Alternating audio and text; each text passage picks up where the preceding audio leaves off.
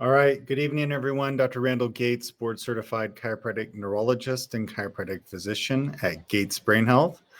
Tonight, I am talking about the professional fighters brain health study and a finding relative to potentially weight cutting and risk of more atrophy in certain areas of the brain.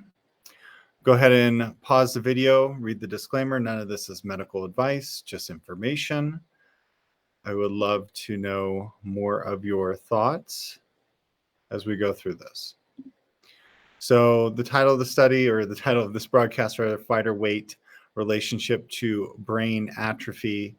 In this study, which is fantastic, out of the Journal of Neurotrauma, investigators looked at boxers as well as MMA fighters of different weight classes. They segmented them into, I believe, below 139.9 pounds, between 140 basically and 178.5 pounds. Those were considered middleweights. Below 139.9 considered lightweights, and those above 178.5 pounds considered heavyweights.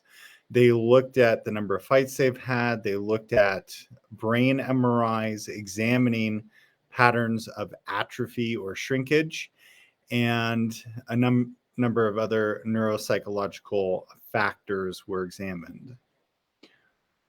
One of the interesting findings, and this is just basically a depiction of what free surfer technology looks like. It's a type of brain MRI post-processing where you can actually look at the density of different areas of the brain.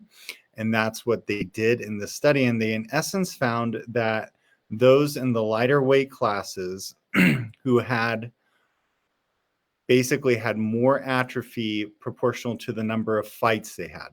So I'll do another video on this, but they found that the heavyweights had more atrophy by the year, whereas the lighter weight classes had more atrophy by the fight.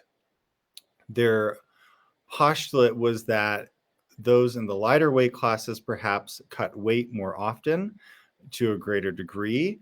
And does that weight cutting, which they're doing in each fight potentially, lead to more dehydration and more susceptibility of the brain to trauma because of the weight cutting?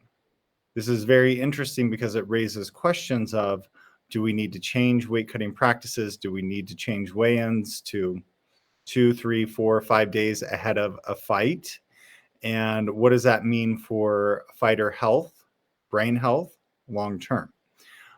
Additionally, they found that those in the lighter weight classes had more susceptibility to depression and other cognitive effects long term, whereas interestingly, those in the heavier weight classes, even though they showed more atrophy by the year, they actually showed a tendency towards less depression.